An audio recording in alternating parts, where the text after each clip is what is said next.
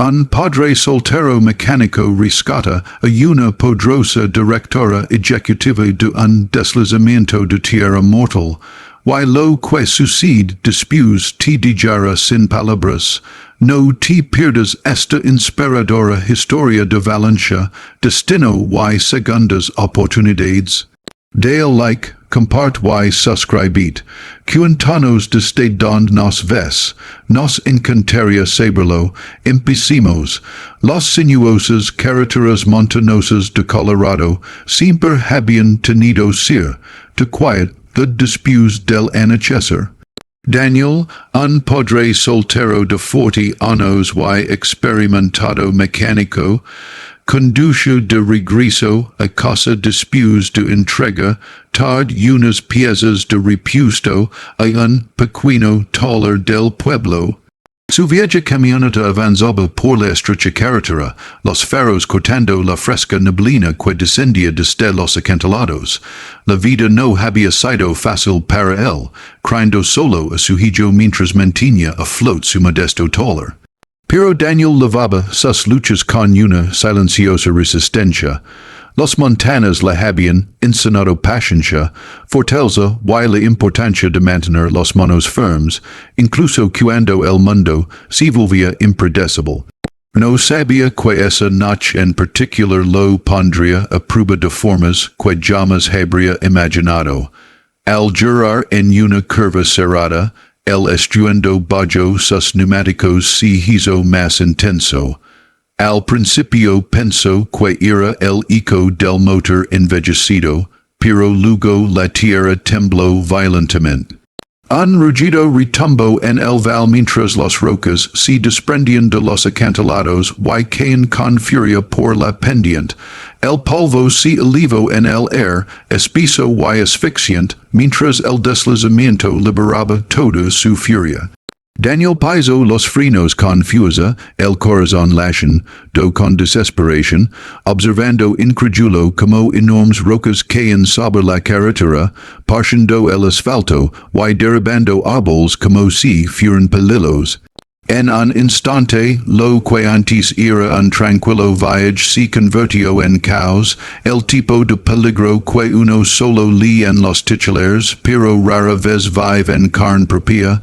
Su primer instinto fue sobrevivir, retroceder, dar la vuelta, escapar. Pero a través de la nube de polvo y piedras, sus faros captaron un brillo metálico. Unos metros más adelante, atrapado entre troncos quedos, había un lujoso SUV negro medio enterrado bajo rocas y tierra. El marco del vehículo estaba destrozado, el parabrisas agrietado, y el capó hundido como si un gigante lo hubiera golpeado con su puño. Por un segundo, Daniel pensó que ya era demasiado tarde, que quien estuviera dentro no podría haber sobrevivido. Pero entonces vaya movimiento, una mano pálida se presionó débilmente contra el cristal roto. Alguien estaba vivo allí, atrapado y desesperado. Sin pensarlo dos veces, Daniel estacionó su camioneta y corrió hacia el SUV. El aire estaba cargado de polvo, irritando los pulmones, pero no se detuvo. Al acercarse la veía claramente, una mujer de unos 40 y tantos años, vestida con lo que alguna vez fue un impecable traje de negocios, ahora rasgado y cubierto de tierra. Su rostro estaba pálido, sus ojos desportaban terror mientras intentaba, sin éxito, empujar la puerta atascada.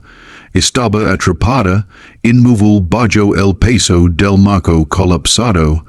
Daniel tiró del manillar, pero no se movía. La puerta estaba doblada, torcida por la presión de las rocas. Podía ver sus labios moverse, pero el rugido de los derrams ahogaba su voz. Aun así, el mensaje era claro, le suplicaba ayuda. Daniel sabía que el tiempo se acababa. Otro temblor podría traer más rocas, enterrándolos a ambos.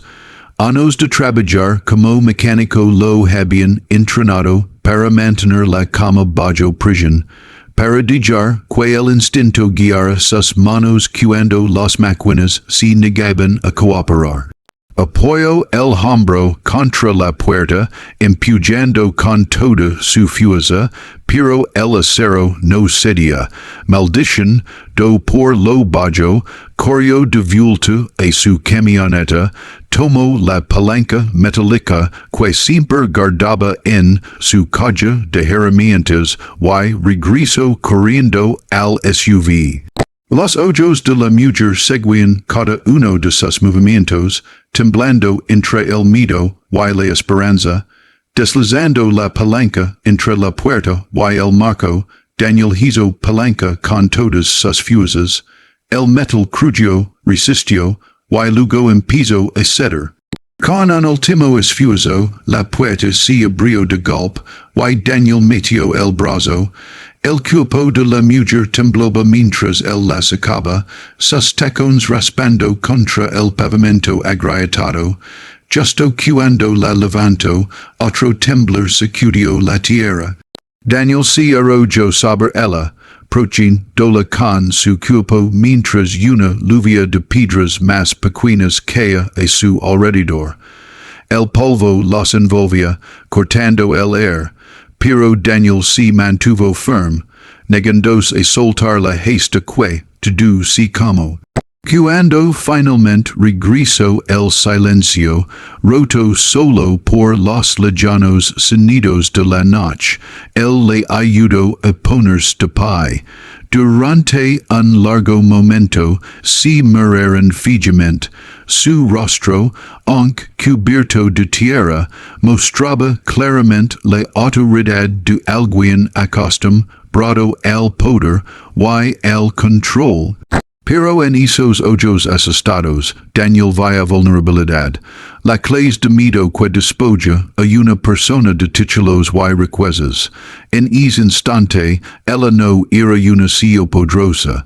Era solo una mujer que había estado a punto de morir.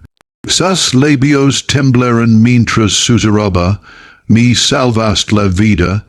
Daniel negó con la cabeza, limpiándose las manos llenas de polvo. Cualquiera habría hecho lo mismo, respondió, aunque sabía bien que no todos habrían arriesgado su vida por un desconocido en medio de un derrumbe. Ella se tambaleó ligeramente, y Daniel la sostuvo por el brazo. "Tu coche?", preguntó con voz débil, mirando hacia el SUV, cuyos faros parpadeaban entre la nube de polvo. Daniel siguió su mirada y suspiró. El vehículo parecía irreparable a simple vista, pero algo dentro de él no podía dejarlo ahí, aplastado y inerte como la carretera que lo sostenía. Sabía que para ella, ese coche no era solo un medio de transporte, sino su única salida de las montañas. Y para él, un mecánico de corazón, dejar atrás una máquina rota se sentía como abandonar una parte de sí mismo.